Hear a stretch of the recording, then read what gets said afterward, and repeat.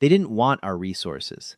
They didn't want our territory. When the Kalan hegemony glassed New Galveston, murdering 3 million men, women, and children, they simply wanted to send a message. But humanity doesn't just read messages. We return them with absolute, blinding extinction. The silence of deep space was something Captain Jonathan Hayes had spent 20 years getting used to. But the silence broadcasting from the New Galveston colony was different. It wasn't the quiet of the void, it was the suffocating, heavy silence of a graveyard. The UNN cruiser Vanguard dropped out of its Alcubierre warp bubble at the edge of the Epsilon Indy system. The navigational monitors flickered to life, painting the bridge in a sterile, pale blue light.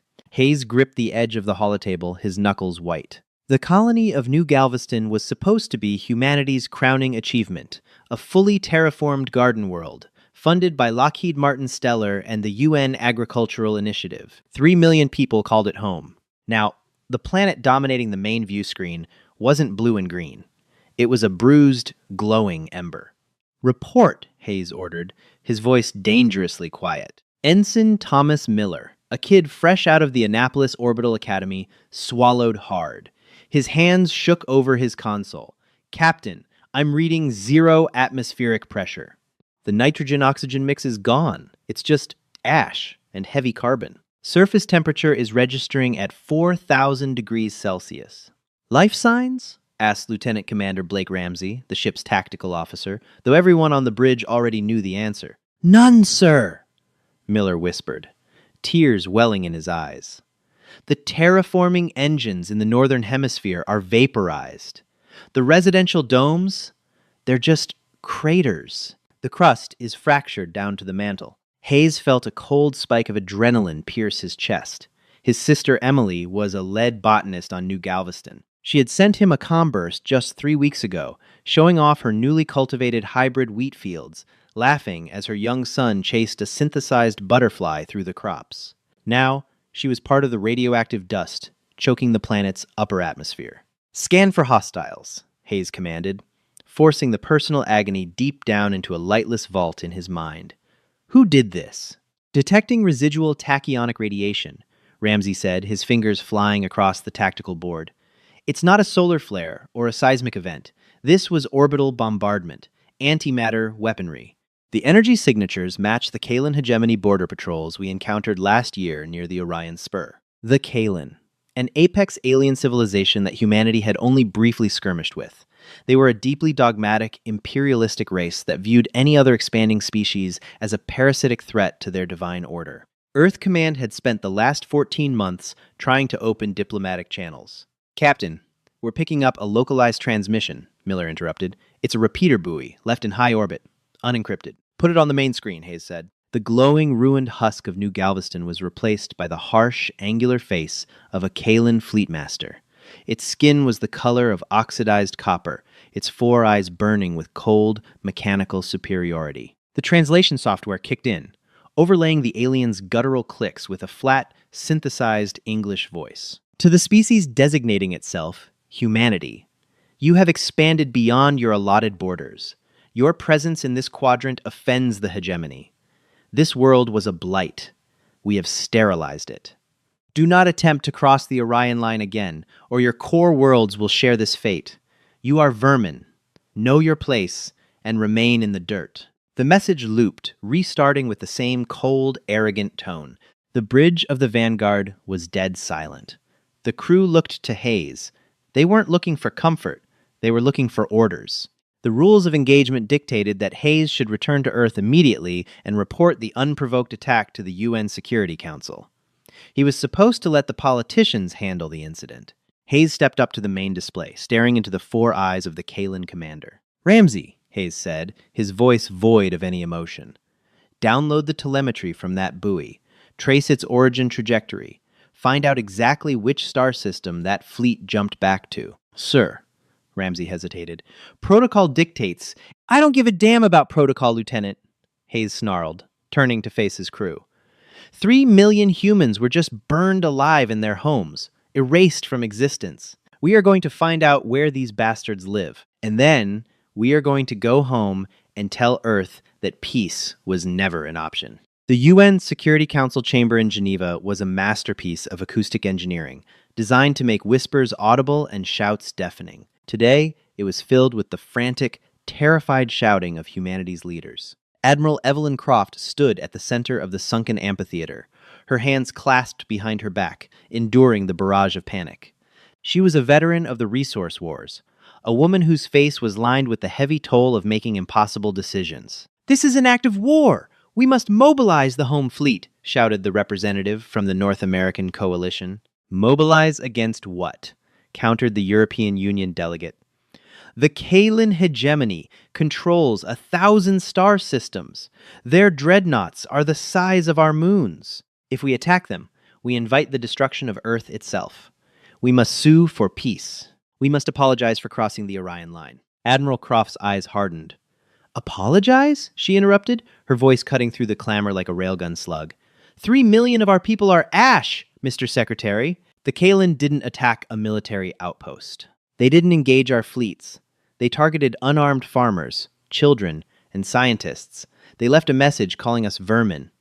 You do not negotiate with an exterminator. Secretary General Thomas Whitmore, a career politician who had built his reputation on the fragile peace of the 2142 Geneva Accords, slammed his gavel. "Admiral Croft, your aggression is noted, but misplaced. Earth cannot win a conventional war against the hegemony. Our tactical simulations give us a 0% chance of survival if their armada reaches the Sol system." "I am aware of the simulations, Thomas," Croft said, dropping the formalities. She looked around the room, making eye contact with the defense contractors, sitting in the gallery executives from Boeing, Stellar, Raytheon Deep Space, and OCP Aerospace. "Which is why we are not going to fight a conventional war." A murmur rippled through the chamber. Croft tapped her datapad, bringing up a secure, heavily encrypted file on the central holocron. The blue glow illuminated the shocked faces of the council members. For the past decade, while this council debated trade tariffs and agricultural subsidies, naval intelligence has been preparing for the inevitable, Croft explained. "We knew that as we pushed further into the galaxy, we would eventually encounter a predator we couldn't negotiate with. We commissioned Project Ozymandias. A massive, cylindrical device appeared in the hologram. It didn't look like a ship. It looked like a brutalist, flying monolith, utterly devoid of weapons, windows, or engines, save for a massive Alcubierre warp ring." "What is that?" Whitmore asked, dread pooling in his stomach. "It's not a ship. It's a payload," Dr. William Peterson spoke up, stepping out from the shadows of the gallery. Peterson was a theoretical physicist, a man ostracized by the scientific community for his radical theories on dark matter manipulation. The Kalen military doctrine relies on their massive armadas. Tens of thousands of ships. They cluster their fleets around their core systems to project power. Their capital is Kale Prime, a system with 12 planets and a population of roughly 40 billion. Peterson adjusted his glasses, completely detached from the moral weight of what he was about to say. The Ozymandias device is a gravity shear torpedo. It utilizes concentrated dark matter to induce a runaway fusion collapse. "Collapse of what, Doctor?" Whitmore asked, his face draining of color. "A planet?" "No," Peterson said flatly. "A main sequence star." The silence in the chamber was absolute. Even the breathing of the delegates seemed to stop. "You want to blow up their sun?" whispered the EU delegate. "Technically, I want to destabilize its hydrostatic equilibrium, causing it to instantly expand into a red giant before collapsing into a supernova," Peterson corrected. "But yes, the resulting gamma-ray burst and gravitational shockwave will obliterate the entire Kale Prime system. Planets, fleets, orbital rings, everything within a 4-light-year radius will be vaporized." "My God," Whitmore breathed. "Admiral Croft, this is genocide. This is madness. If we do this, we are worse than they are. We become the monsters." Croft stepped closer to the podium, her gaze unwavering. "They killed 3 million of our people just to swat a fly. If we do not show them and the rest of the galaxy the absolute terrifying consequences of spilling human blood, Earth will be next. I will not let our homeworld burn because you lack the stomach for survival." "I forbid it," Whitmore stammered. "The Council forbids this. I will order the UNN to stand down." "The UNN answers to the Council," Croft said smoothly. "But the Black Fleet answers only to me." Before Whitmore could call the guards, the heavy doors of the chamber opened. Captain Jonathan Hayes walked in, dressed in the pitch-black fatigues of a deep-cover operative. Behind him stood a dozen heavily armed Marines, their weapons lowered but ready. "Captain Hayes," Croft said, "is your ship prepared?" "The Vanguard has been retrofitted, Admiral," Hayes replied, his voice a hollow echo of the man he was before New Galveston. "The Ozymandias payload is secured in our cargo bay. The crew is entirely made up of volunteers, mostly people who lost family on the colony. We are ready." "You are committing treason!" Whitmore screamed. "I'm saving your life, Secretary General," Hayes said quietly, turning to look at the politician. "You can put me in front of a firing squad when I get back, assuming I come back at all." The Alcubierre drive didn't push a ship through space. It folded space around the ship, moving the universe while the vessel remained stationary. It was supposed to be a smooth, imperceptible transition. But the Vanguard was hauling a weapon so dense, so fundamentally unnatural, that the warp bubble shuddered and screamed for the entire 5-day journey to the Sirius B quadrant. Captain Hayes stood on the bridge, staring into the swirling vortex of folded space. The crew was silent. There was no casual banter, no coffee breaks. Every man and woman on board was locked into a state of hyper-focused grief. They were ghosts, carrying a bomb into the underworld, dropping out of warp in 30 seconds, Lieutenant Ramsey announced, his hands gripping his console. "Initiating stealth bafflers. We are running dark. Auxiliary power only. Stand by to deploy the Ozymandias," Hayes ordered. "Miller, prep the firing sequence." "Aye, Captain," Miller said, his voice surprisingly steady. The ship shuddered violently, and the swirling vortex vanished, replaced by the staggering, overwhelming sight of the Cal Prime system. The main view screen had to instantly dim its filters by 90% to prevent the bridge crew from being blinded. Before them was the Kalen Homestar, a massive, furious blue supergiant. But it was the space around the star that made Hayes' blood run cold. Tens of thousands of Kalen warships orbited the inner planets. Massive dreadnoughts, orbital defense platforms, and shipyard rings that spanned thousands of miles. The space traffic was so dense it looked like a swarm of metallic locusts blocking out the light of the sun. Billions of lives were down there, on those worlds. For a fraction of a second, the sheer weight of what he was about to do pressed down on Hayes' chest. He was about to murder a solar system. He was about to become the greatest mass murderer in the history of the universe. He thought of his sister. He thought of his nephew's ashes floating in the dead atmosphere of New Galveston. The Kalen hadn't hesitated.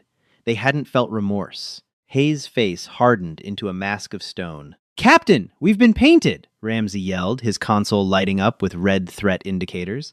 "Their outer picket ships have detected our warp wake. We're being targeted by roughly 400 dreadnoughts.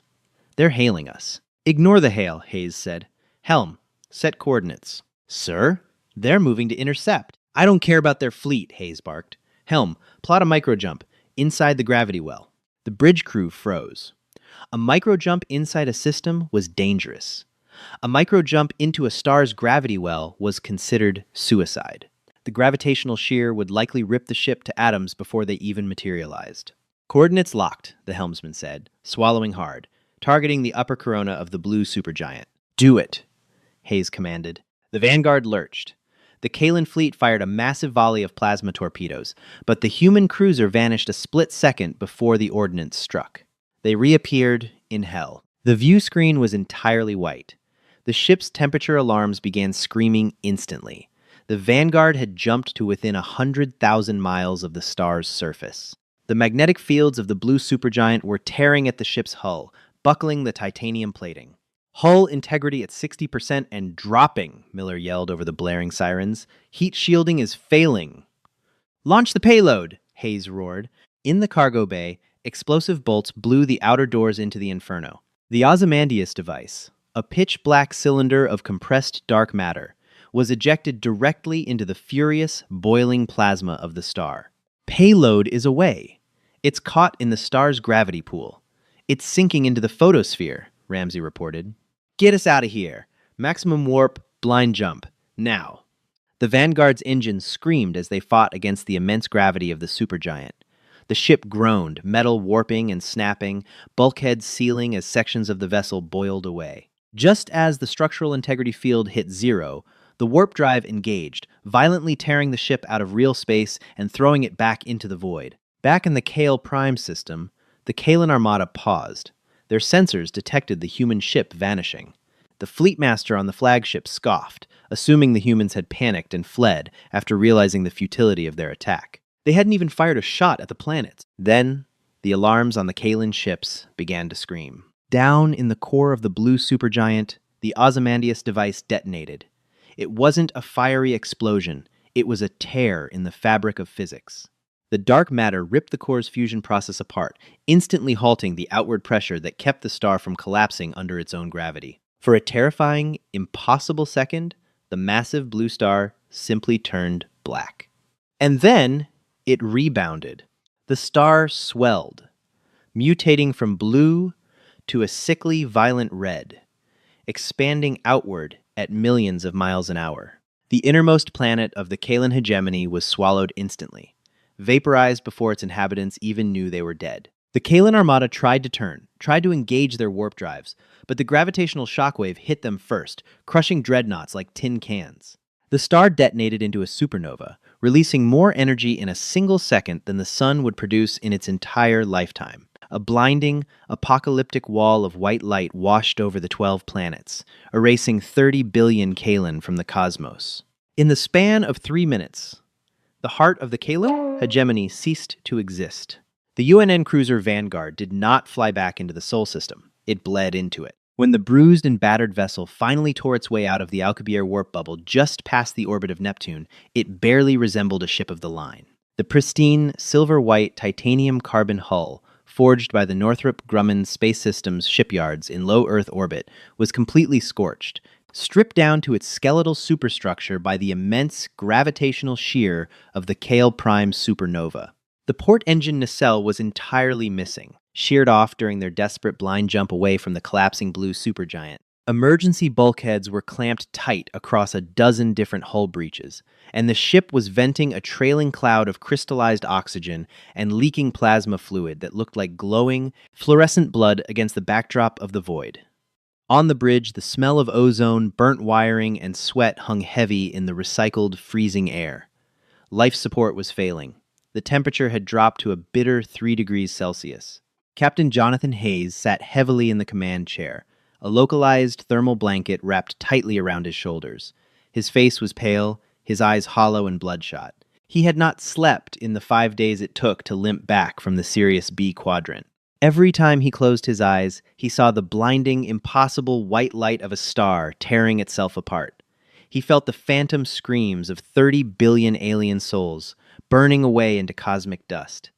Captain, Lieutenant Commander Blake Ramsey rasped, his voice rough from inhaling chemical smoke during the jump. He was leaning heavily on his tactical console, a hastily bandaged burn covering the left side of his neck. Palantir, Astroanalytics, Deep Space buoys are painting us. Earth Command is hailing its Secretary General Whitmore. He's bypassing standard traffic control. Hayes stared at the cracked, flickering main view screen. "Put him through, Blake." The image of Secretary General Thomas Whitmore appeared, distorted by static and the Vanguard's failing comms array. The politician was not in his usual impeccably tailored Geneva suit. He looked disheveled, terrified, and furious. Behind him, the frantic, chaotic movement of the UN Emergency Command bunker in the Cheyenne Mountain Complex was visible. "Captain Hayes," Whitmore's voice shook with a cocktail of rage and sheer panic. "You are hereby ordered to power down your remaining engines and surrender your vessel. You will be boarded by UN peacekeeping forces under the authority of the General Assembly. You and your entire surviving crew are under arrest for high treason, insubordination, and crimes against humanity, or whatever the galactic equivalent is. You have doomed us all." Hayes didn't flinch. He didn't even raise his voice. "Secretary General, my ship is functioning on secondary battery reserves. My crew requires immediate medical evacuation. We have wounded who will not survive another cycle without advanced trauma care." "You lost the right to make demands when you murdered an entire solar system, Jonathan," Whitmore screamed, dropping all diplomatic pretense. "The Palantir sensory nets detected the gamma-ray burst an hour ago. The gravitational shockwave from the Kale Prime supernova disrupted the subspace communication grid across 3 sectors. You didn't just kill their capital. You shattered the entire local galactic arms hyperspace lanes. The diplomatic fallout, the Kalen Glass New Galveston. Whitmore, Hayes interrupted, his voice dropping an octave. Cold and absolute. 3 million human beings. Burned to ash. I eliminated the threat. The hegemony's command structure is gone. Their primary shipyards are gone. Their home fleet is gone. You're welcome. You fool, Whitmore breathed, leaning closer to the camera, his eyes wide with a terror that made Hayes' stomach suddenly twist. You absolute, arrogant fool. Did you honestly think an empire that has ruled 1,000 systems for 10 millennia kept all their eggs in one basket? Hayes frowned, sitting forward. Explain. Whitmore wiped sweat from his brow. Admiral Croft's intelligence was flawed. Project Ozymandias was a mistake. We didn't cut off the head of the snake, Hayes. We just kicked the hornet's nest. A deep-cover SpaceX Lockheed probe sitting in the Cygnus sector just transmitted a subspace burst before it went dark. The Kalen didn't just have a home fleet. They had a retribution armada, a decentralized, automated, failsafe fleet stationed in deep space nebulas, commanded by a splinter faction of their military. Ramsey's hands flew over his console, desperately trying to route power to the long-range sensors. Captain, I'm linking our telemetry with the Cheyenne Mountain feed. The view screen split. On one side, Whitmore's terrified face. On the other, a tactical map of the Sol system's outer perimeter. Red dots began to populate the screen. First 10, then 50, then 100. They detected the destruction of their sun, Whitmore whispered, his voice cracking. The Kalen warlords enacted a dead man's protocol. They aren't interested in subjugating us anymore. They aren't interested in messaging us. They are coming to crack Earth into pieces. How many? Hayes asked, the blood draining from his face. 300 super dreadnoughts, Ramsey answered, staring in horror at the tactical feed. Captain, they just dropped out of warp at the edge of the Oort cloud.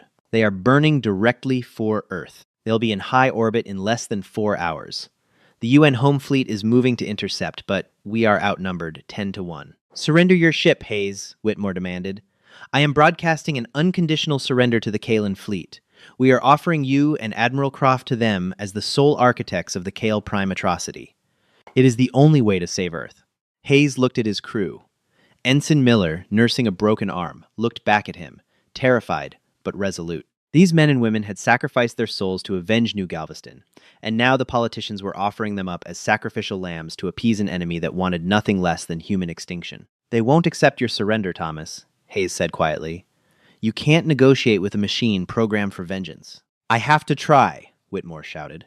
Boarding shuttles are inbound to your position. Do not resist. The transmission cut out. The bridge was cloaked in a heavy, suffocating silence.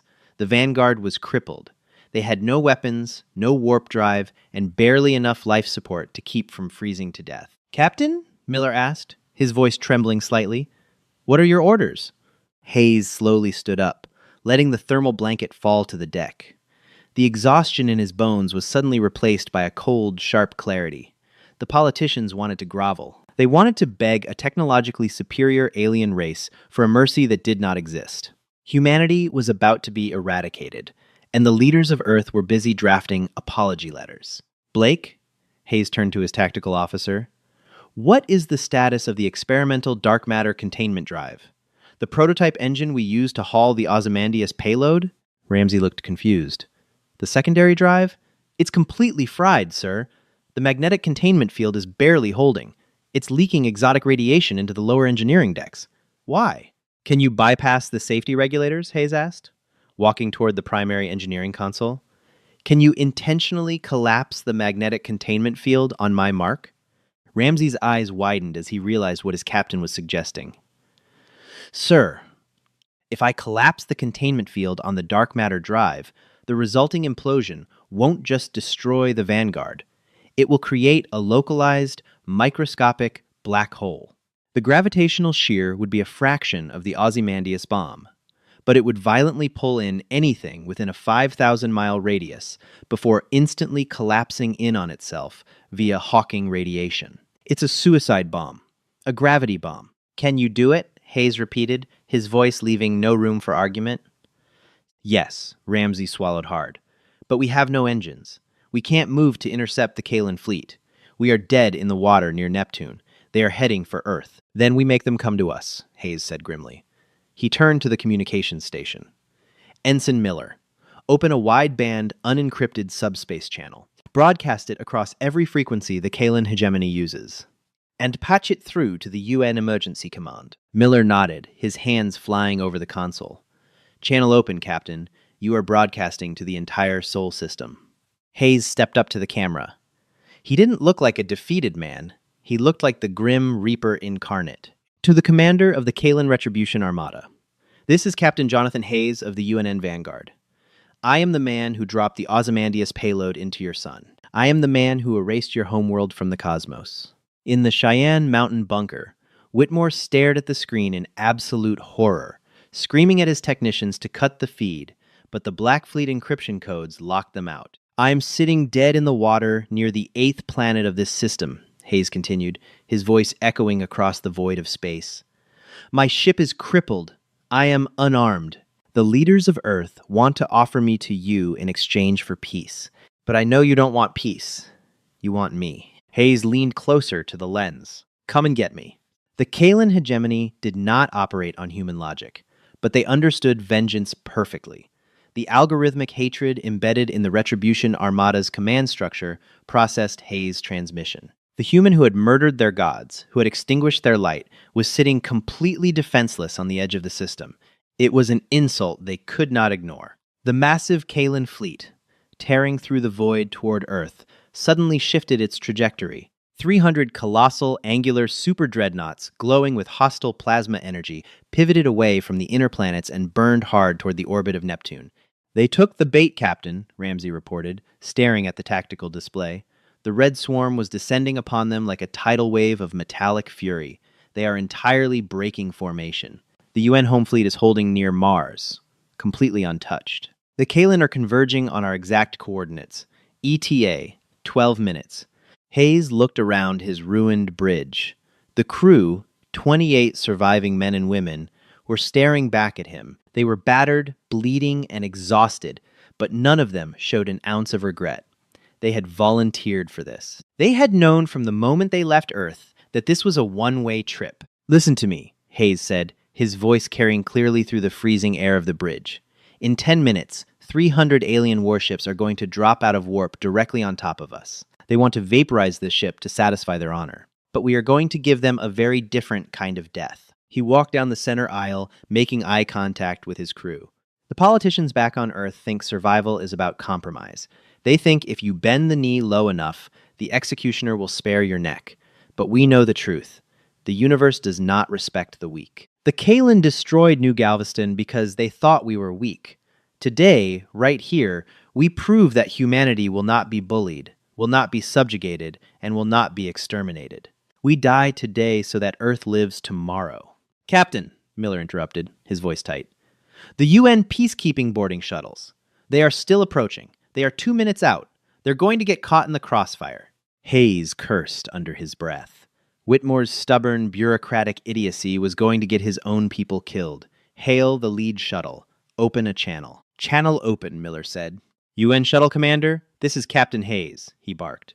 Abort your approach immediately. A hostile alien armada is dropping into this sector in less than 8 minutes. Turn around and burn for Earth, or you will be caught in a localized gravitational collapse. Negative, Vanguard, came the crisp, robotic voice of a UN Marine commander. We have strict orders from Secretary General Whitmore to secure your vessel and place you under arrest. Power down your airlocks and prepare to be boarded. You don't understand, you absolute morons, Hayes yelled, slamming his fist on the console. We are rigging this ship to implode. If you dock with us, you die. Compliance is mandatory, Captain. We are engaging docking clamps. Through the viewport, Hayes could see the sleek, silver UN shuttles approaching the Vanguard's ruined hull. They were blind to the tactical feeds, blinded by the rigid chain of command. Blake, Hayes turned to Ramsey. If they dock, their mass gets added to the ship's profile. Will it disrupt the dark matter implosion? Ramsey ran the calculations frantically. Yes, the gravitational shear calculations are precise to the microgram. If those shuttles attach to our hull, the implosion field will be asymmetrical. It might not generate a localized black hole, It might just be a conventional explosion. It won't be enough to take out the Kalan fleet. Hayes closed his eyes. The weight of command was a crushing, physical thing. To save Earth, he had to destroy the Kalan. To destroy the Kalan, he had to detonate the drive. To detonate the drive correctly, he had to repel his own people. Miller. Man the portside point defense cannons, Hayes ordered, his voice hollow. The bridge crew froze. Captain? Miller whispered, staring at him in horror. Sir, those are human beings. Those are UN Marines. If they dock, we fail, Hayes said, opening his eyes. They were cold, dead pools of resolve. If we fail, Earth burns. 300 dreadnoughts will glass the planet within the hour. 14 billion people will die. Fire the cannons, Ensign. Miller's hands hovered over the weapons console, shaking violently. He couldn't do it. He couldn't fire on his own people. Hayes stepped forward, gently moving the young ensign aside. I'll do it. Hayes took the targeting controls. The UN shuttles were 50 meters away, their docking rings extending. Hayes lined up the reticle on the lead shuttle's primary engine block. He didn't want to vaporize them. He just needed to disable them, push them away. He pulled the firing trigger. The Vanguard's automated twin tungsten defense cannons roared to life. A stream of hypersonic kinetic rounds slammed into the lead shuttle. The sheer force of the impact shredded the shuttle's engine nacelle, sending the craft spinning wildly off course. It didn't explode, but it was crippled, drifting helplessly into the void. The second shuttle immediately broke off its approach, banking hard to port to avoid the debris, its pilot realizing too late that the Vanguard was not bluffing. Vanguard, what the hell are you doing? The Marine commander screamed over the radio. You just fired on UN personnel! We have casualties! Get out of the blast radius, Commander, Hayes replied softly. That is my final warning. Suddenly, the proximity alarms on the bridge began to scream with a deafening, piercing intensity. The tactical holomap turned entirely red. Captain! Ramsey yelled. Space-time is folding! They're here! The black void of space outside the viewports suddenly violently tore open. It didn't look like a standard warp jump. It was a brutal, jagged tear in reality. Out of the tiers poured the Kalan Retribution Armada. They were monstrous. Colossal wedges of pitch-black metal, bristling with glowing purple plasma lances and antimatter torpedo tubes. 300 of them, surrounding the crippled UN cruiser in a perfect, suffocating sphere. The sheer mass of the fleet blotted out the distant stars, casting the Vanguard in a deep, terrifying shadow. The flagship of the Armada, a vessel the size of a small moon, drifted slowly to the front of the formation. A transmission forced its way into the Vanguard's main computer, overriding all systems. The synthesized, mechanical voice of a Kalan warlord echoed through the bridge. Human, you have summoned us. You have seen your death approaching, and you have chosen to die rather than hide. For a species of dirt-dwelling parasites, you possess a curious anomaly, defiance. But defiance does not alter mathematics. You are one. We are Legion. Your world will burn in the fire united. Hayes stood straight, looking up at the massive, glowing hull of the alien dreadnought filling his view screen. He felt no fear, only a profound, absolute calm. He had brought the executioners right to the trap. Ramsey, Hayes said softly. Ready, Captain? Ramsey replied, his hand resting on the manual override lever for the dark matter magnetic containment field. It's been an honor serving with you all, Hayes said, looking around the bridge one last time. See you on the other side. He turned back to the view screen. He tapped the comms open to the Kalan flagship. You're right about the mathematics, Hayes told the alien warlord. We are one. You are Legion. But you forgot the most fundamental rule of human mathematics. Hayes smiled, a grim, terrifying expression. Anything multiplied by 0 is 0. Hayes looked at Ramsey and nodded. Containment field dropping. Now, Ramsey said, pulling the lever down with a violent jerk. Deep in the bowels of the Vanguard, the magnetic stabilizers holding the volatile mass of dark matter instantly snapped. The exotic particles, suddenly freed from their electromagnetic prison, violently slammed into the ship's conventional fusion reactor. The reaction was instantaneous. There was no explosion. There was no fire. Instead, a sphere of absolute perfect darkness erupted from the center of the vanguard. It expanded outward at the speed of light, silent and terrifying. It wasn't a shockwave, it was a localized collapse of physics. A microscopic black hole had been born, screaming into existence, starving for mass. The vanguard was vaporized instantly, its atoms crushed into a singularity in a fraction of a nanosecond. Hayes, Ramsey, Miller, and the rest of the crew felt absolutely nothing as they were erased from existence. The gravitational pull of the singularity caught the Kalan Armada entirely by surprise. The sphere of crushing, inescapable gravity snapped outward, grabbing the 300 super dreadnoughts in an unbreakable grip. The Kalan ships tried to engage their thrusters, their massive engines burning with the power of dying suns, but they were trying to outrun a black hole from point-blank range. The massive titanium hulls of the dreadnoughts began to groan, then buckle, then shatter.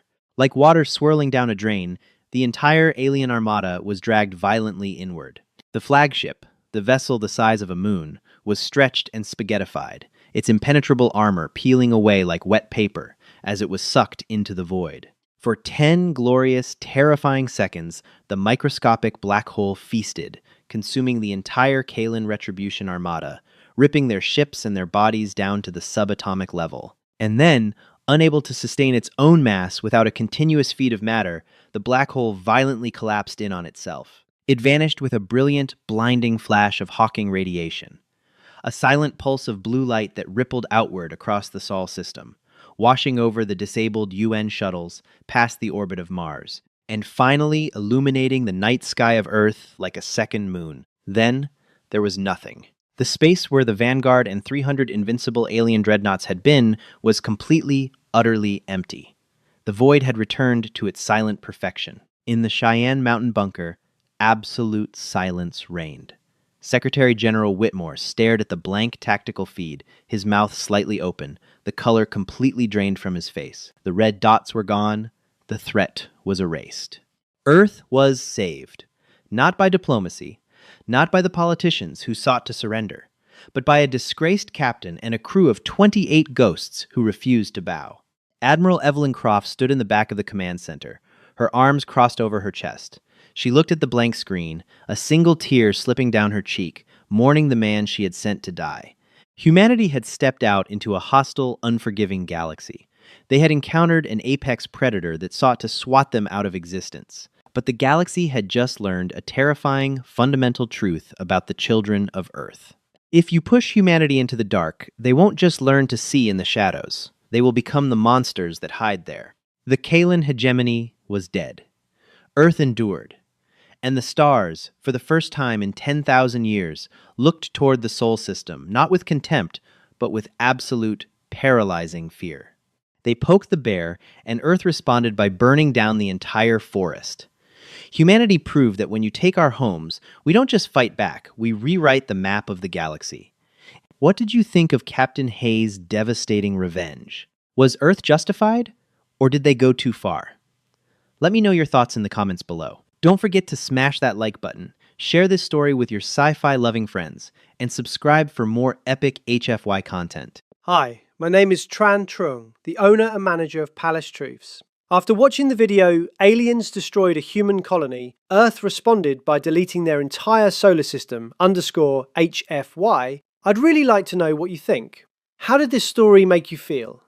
What stayed with me most was the mix of grief, anger, and determination running through the entire story. Humanity didn't respond out of pride alone. It felt more like a warning about what can happen when people underestimate how deeply humans protect their own. That balance between loss and retaliation gave the story a really heavy atmosphere. I also think the story quietly raises questions about power and consequences. Just because someone can strike first doesn't mean they understand what kind of response they might awaken. In real life, I think it's a reminder not to dismiss people or assume weakness based on appearances alone. Do you think Earth's response went too far, or was it justified after what happened? And which moment in the story hit you the hardest? Thanks for spending time with Palace Truths. If this story meant something to you, feel free to leave a comment and maybe like or subscribe for more HFY stories like this.